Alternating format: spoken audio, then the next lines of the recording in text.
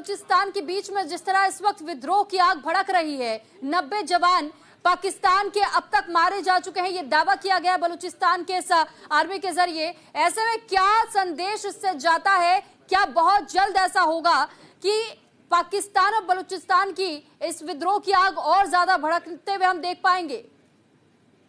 लगता तो ऐसा ही है कि आग रुकने का नाम नहीं ले रही है, बढ़ती जा रही है जी। और दूसरी बात ये भी है कि न केवल बलूचिस्तान बल्कि खैबर पख्तूनख्वा में भी बहुत बुरे हालात हैं इनके। वहाँ पे भी विद्रोह का झंडा बुलंद हो चुका है और ये दोनों प्रांत बहुत मुश्किल होगा पाकिस्तान के लिए रोकना। बिल्कुल 1971 वाली सिचुएशन डेवलप हो रही है, जैसे कि बांग्लादेश जब बना था उसी तरह के हालात वहाँ भी हो रहे हैं। पाकिस्तान वो समझते हैं कि पाकिस्तान ने उनको कॉलोनाइज कर रखा है, उनको गुलाम बना रखा है और उसी तरह पाकिस्तान ट्रीट भी कर रहा है, इसमें कोई शक नहीं। ये विद्रोह जो शुरू हुआ है, BLA बहुत स्ट्रांग है और दूसरी बात ये पहले इनको मदद मिल जाती थी थोड़ी बहुत अफगानिस्तान से, अब अफगानिस्तान में जो इस समय सरकार है वो भी पाकिस्तान के खिलाफ हो गई है।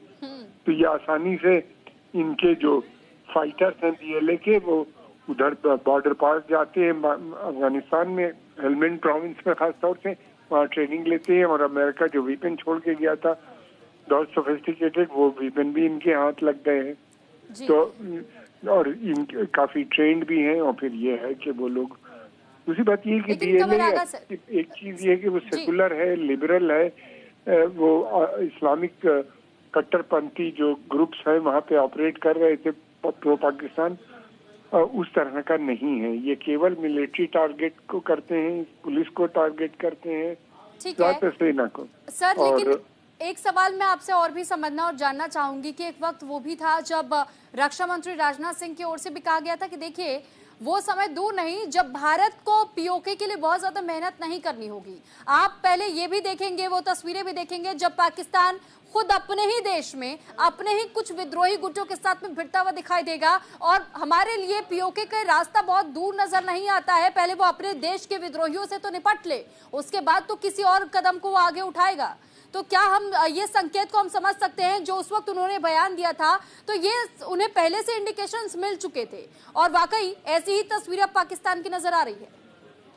देखिए, राजनाथ सिंह बहुत सुलझे हुए व्यक्ति हैं और उनकी बहुत अच्छी अंडरस्टैंडिंग है इस पूरे क्षेत्र को लेके। और दूसरी बात ये कि POK के अंदर स्वयं रिवोल्ट हो चुका है, वहाँ भी लोग वहाँ रहना नहीं चाहते इनके साथ, वो भी यही डिमांड कर रहे हैं कि हमको विड्रॉ करो, हम भारत के साथ मिलेंगे। वो देख रहे हैं कि जो ये पार्ट है भारत के अंदर, जो जम्मू एंड कश्मीर रीजन है वो बहुत डेवलप है, वो वहाँ पे बहुत रोड्स हैं, सड़कें हैं, टनल्स, खुशहाली है, लोग तरक्की कर रहे हैं वहाँ पे। और दूसरी तरफ POK है, गिलगिट बल्तिस्तान, ये सारा रीजन जो है बहुत गरीब हैं लोग, वहाँ पे बड़ी समस्याएं हैं, डेवलपमेंट किया नहीं है। उनके यहाँ भी गिलगिट में भी आए दिन, बल्तिस्तान में भी डिमॉन्स्ट्रेशंस होते रहते हैं, POK में भी हम बराबर खबरें वहाँ से भी आती रहती हैं। देखिए, पाकिस्तान जो है वो कोई नेचुरल स्टेट नहीं था, इसको जबरदस्ती बॉर्डर बना के खींच के स्टेट बना दिया। अब वो सब ये टूट रहा है, अलग अलग जा रहा है। धर्म के नाम पे जो स्टेट बनती है वो ज्यादा दिन नहीं चल पाती। अगर धर्म ही से ज्यादा स्ट्रांग जो होती है वो इथनिक आइडेंटिटी होती है। इसीलिए बांग्लादेश, जहाँ पे मुस्लिम लीग का सबसे पावरफुल मूवमेंट था, वो सबसे पहले सन 71 में अलग हो गया।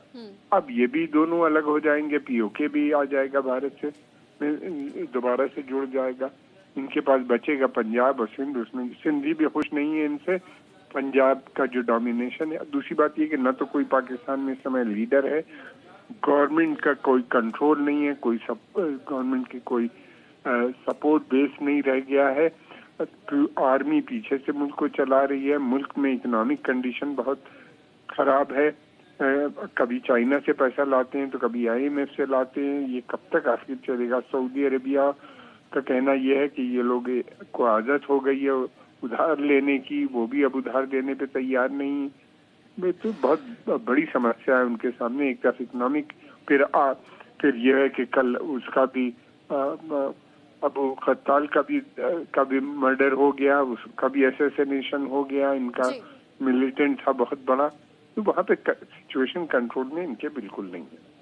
बिल्कुल सर। और कमर सर, साथ ही देखिए सवाल ये भी उठता है क्योंकि अभी आपने जिक्र किया हाफिज सईद के भतीजे का भी।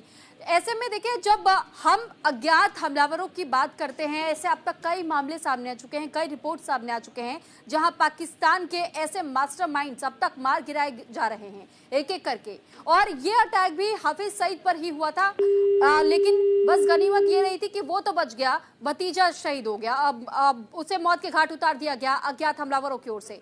ऐसे में जिस तरीके से पाकिस्तान के लोग ये कह रहे हैं कि पाकिस्तान में रूल तो आर्मी कर रही है लेकिन आर्मी भी पूरी तरह कंट्रोल नहीं कर पा रही है, क्या इनके हाथ से वाकई अब ये प्रांत धीरे धीरे निकलते चले जा रहे हैं सर? तो फिलहाल हमारे साथ डिफेंस एक्सपर्ट जुड़े हुए थे और हमें ये जानकारी दे रहे थे कि किस तरह अब तक जो बलूचिस्तान के लोग कहा करते थे, अब उनके अलगाववादी सशस्त्र समूह इस वक्त विद्रोह की आग धधका चुके हैं और ये आग इतनी भड़कती जा रही है कि अब सीधे तौर पर पाकिस्तानी आर्मी पर उन्होंने धावा बोल दिया और 90 जवानों को ढेर कर दिया है। तो फिलहाल पाकिस्तानी सेना के 90 जवानों को मार गिराया है बलूचिस्तान के इस अलगाववादी सशस्त्र समूह ने, और इस समूह को नाम दिया गया है लिबरेशन आर्मी, यानी बलूचिस्तान लिबरेशन आर्मी, जिसे BLA भी कहा जा रहा है। तो फिलहाल देखिए इसकी जिम्मेदारी खुद BLA की ओर से ली गई है और अब ये देखना होगा कि इससे पहले तो जो तस्वीरें और जो खबरें हमने देखी और सुनी और आप तक भी पहुंचाई कि किस तरह यहाँ पर बलूचिस्तान और साथ ही पाकिस्तान के बीच में उस वक्त से इन घटनाओं की जानकारी मिलने शुरू हुई थी जब ट्रेन हाईजैकिंग का मामला सामने आया था। हालांकि पाकिस्तान का ये कहना है कि इसमें दूसरे देशों का भी हाथ है, जानबूझकर पाकिस्तान में ही इन प्रांतों को उकसाया जा रहा है और जानबूझकर इन लोगों के मन में इस बात की भावना पैदा की जा रही है कि वो पाकिस्तानी आर्मी से ही लड़ बैठे। हालांकि अब तक इसके कोई साक्ष्य ऐसे नजर नहीं आते, लेकिन आप भी जानते हैं कि पाकिस्तान अपनी इन्हीं हरकतों के लिए जाना जाता है। पाकिस्तान अपने ही विद्रोही समूह से जब लड़ नहीं पा रहा तो दूसरे देशों पर कहीं ना कहीं वो ठीकरा फोड़ने का काम करना चाहता है और अपनी नाकामियों को छुपाना चाहता है। लेकिन ये जग जाहिर है कि पाकिस्तान नापाक हरकतों को अंजाम देता रहा है और अब मुंह तोड़ जवाब पाकिस्तान को और पाकिस्तान की आर्मी को उसी के देश में कुछ प्रांत से कुछ विद्रोही समूहों की ओर से दिया जा रहा है। और हम इस पर ज्यादा जानकारी के साथ इस वक्त प्रफुल्ल दीक्षित जी हमारे साथ डिफेंस एक्सपर्ट के तौर पर जुड़ रहे हैं। सर बहुत स्वागत है आपका। सर सवाल यही है कि जिस तरह बलूचिस्तान में यह आतंकी हमला हुआ है, क्या वाकई ये मान लिया जाए कि अब ये प्रांत अपने आप को वाकई पाकिस्तान से आजाद करने पर तुल चुके हैं? ये तो आप आपसे भी जानते हैं कि ये तो डू और डाई की वॉर है और बहुत पहले से चल रही है।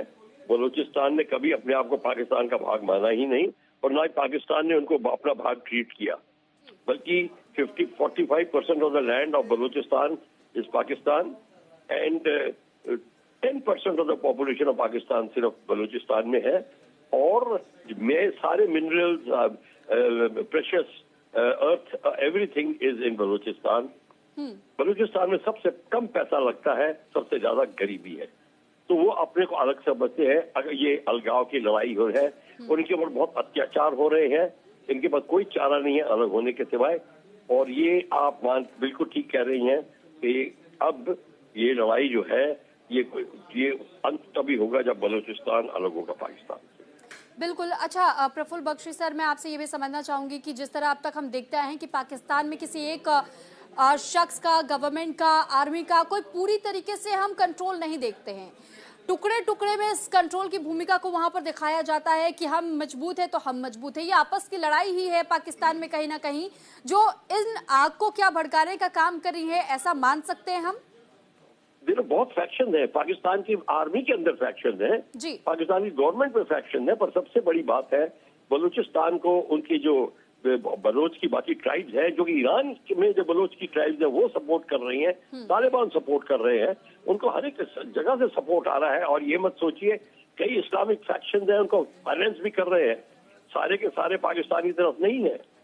तो ये बात, और चाइना जो है, जो अभी उस जिससे बहुत पैसा का समावेश किया हुआ, बहुत रुपया लगाया हुआ है, वो अब उसको पता चल गया है कि बलूचिस्तान का आप अगर खिलाफ होगे तो वहां पे प्रॉब्लम खड़ी हो जाएगी, उनके लोग एक्सेप्ट नहीं करेंगे। तो वो भी इस समय असमंजस में है कि क्या किया जाए।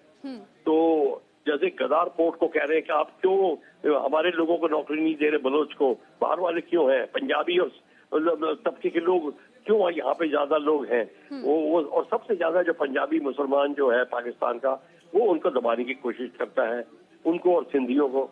तो ये किस्म से पूरी इस एरिया में आग लगी है और सिंध में भी फैलेगी। जी सर, सवाल ये भी है कि जिस तरह हम अब तक देखते आए हैं कि पाकिस्तान पहले ही आर्थिक तंगी का सामना कर रहा है, और अब जब ये प्रांत के तरफ से जब विद्रोह की भावना पनप जाए और फिर विद्रोह का खुलासा पूरी तरीके से खुल करके सामने आ जाए और इस तरह हमले वो करने लगे पाकिस्तानी आर्मी पर, तो अब वो कंट्रोल तो पूरी तरह पाकिस्तानी आर्मी के पास से भी छूटता जा रहा है, लेकिन डिसीजन लेने का समय क्या ये पाकिस्तान के लिए है कि क्या वाकई बलूचिस्तान को अब आजाद कर देना चाहिए, या वो अभी इस जंग को लड़ाई जारी रखने वाले? क्योंकि आज ही मैं एक और रिपोर्ट पढ़ रही थी सर, उस रिपोर्ट में भी ये दावा किया जा रहा है वहां के कुछ मीडिया हाउसेस की ओर से कि देखिए इसमें हाथ सिर्फ इंडिया का है और इंडिया जानबूझकर लोगों को यहाँ उकसा रही है।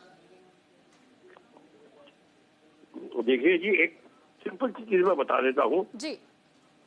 जब भी कुछ होता है पाकिस्तान में तो कहते हैं रॉ का हाथ है, इंडिया का हाथ है जी। सिंपल सी चीज। उनको ये नहीं पता कि उनके खिलाफ इतने लोग हैं, उनकी आर्मी में बगावत हो रही है। कोर कमांडर के घर में अटैक हुआ था, उसके आर्मी के फैक्शन ने किया था जी सर।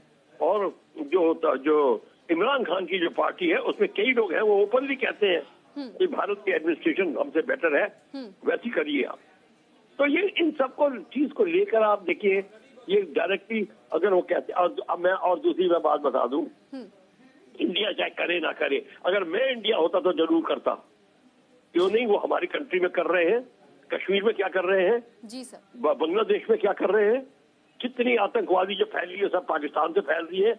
वो 26/11 क्या था? तो ये हमारे को कहने में शर्म क्यों आती है? मैं तो कह रहा हूँ अगर मैं इंडिया हूँ, मेरी लीडरशिप हो तो मैं टेबल ठोक के कहूंगा कि मैं कर रहा हूँ। जी सर। और सर क्या ये भी माना जाए कि जब खुद पाकिस्तान इन दिनों ऐसी मार का सामना कर रहा है, जहां कुछ ऐसे प्रांत, चाहे हम गिलगिट की बात करें, चाहे हम बलूचिस्तान की बात हम करते हैं, और भी कुछ ऐसी जगह है जहां पर पाकिस्तान से वो खुद भी अपने आप को अलग करना चाहते हैं। पीओके में भी हमने ये गूंज कई बार सुनी है, कई बार नारेबाजियां देखी और सुनी है। पीओके तो है जी जी सर, क्योंकि वहाँ के लोग भी ये कह रहे हैं कि हमें भारत के साथ शामिल होना है, आप हमें आजाद कर दीजिए। आपने खुद ही, हमने आपके टेलीविजन पे कितनी बार बताया, हमने कितनी बार डिस्कस किया, आपने हमें वीडियो दिखाए हैं कि वो नारे लगा रहे हमें हिंदुस्तान चाहिए। गिलगित में देखिए, उस एरिया में देखिए, प्रांत में देखिए, कारगिल में देखिए, कारगिल के आगे जो जिसका एरिया है वो जो पाकिस्तान की तरफ है, वहाँ सारे के सारे और जो वो शिया तबके के लोग हैं वो भारत से सहानुभूति रखते हैं। तो ये बहुत पाकिस्तान के लिए अब बहुत इस समय कठिन समस्या है, इसमें दो राय नहीं है। और पाकिस्तान की आर्मी देखिए वो सब, और उसका हल ये है अगर आज पाकिस्तान की आर्मी डेमोक्रेसी को आने दे तो चुप करके नॉर्मल प्रोसेस पॉलिटिकल चलने दे तो मामला सॉल्व हो जाएगा। पर पाकिस्तान की आर्मी छोड़ेगी नहीं। वो क्यों नहीं छोड़ेगी? क्योंकि वो सत्ता में रहना चाहती है।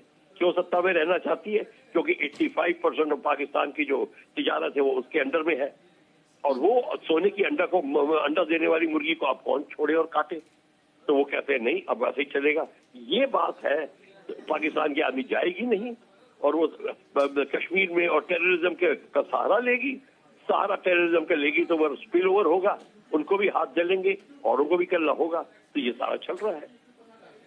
ठीक है सर, बहुत धन्यवाद आपका हमारे साथ जुड़ने के लिए और अपनी बात रखने के लिए। तो प्रफुल्ल बख्शी जी, डिफेंस एक्सपर्ट, हमारे साथ जुड़े, उन्होंने कई जानकारी हमारे साथ साझा की और ये भी बताया कि किस तरह पाकिस्तान इन दिनों खस्ता हाल में है, खुद पहले से आर्थिक तंगी का सामना कर रहा है, लेकिन अब क्योंकि पाकिस्तानी सरकार और वहां की आर्मी में पहले से ही नहीं बनती है और इसी का फायदा उठाने की कोशिश बीएलए की ओर से की गई है। हो गया है ना चाइना को ही सिर्फ बल्कि पाकिस्तान को, और पाकिस्तान की इकोनॉमी इससे डोल्ड्रम में जा रही है, जिससे पाकिस्तान का आर्थिक नुकसान काफी होने वाला है और इसके सिवाय चाइना का भी। तो इसलिए पाकिस्तान को अभी इंटरनल सिक्योरिटी सिचुएशन की जो आह्वानें हैं, या वो बलूचिस्तान में है, या तहरीक तालिबान पाकिस्तान से अफगानिस्तान में है, या गार्ड करना अफगानिस्तान पाकिस्तान बॉर्डर इसकी है, ये तो गंभीर है ही, लेकिन उनकी इकोनॉमिक सिचुएशन या इकोनॉमिक हालात भी अभी बहुत ही गंभीर हो गई है. Side, but the fact is a convoy has been attacked, and the fact is that the Pakistani army has suffered casualties. Now one would recall that just 2 days back the train was hijacked in which a large number of Pakistani soldiers, including their Central Armed Police Forces personnel and paramilitary forces personnel, were also killed. So this is the second major attack coming within 2 days of the earlier attack on Pakistan. Now Pakistani army. So now these implications are very, very clear. The area of Balochistan or area around China-Pakistan economic corridor is becoming more and more dangerous. One would realize that nearly $60 billion worth money has been poured by China along this road, and if this road cannot remain safe, then obviously it's the investment here is completely gone down, and in fact it has become a white elephant. इसी के साथ यहाँ रुक रहे एक छोटे से break के लिए.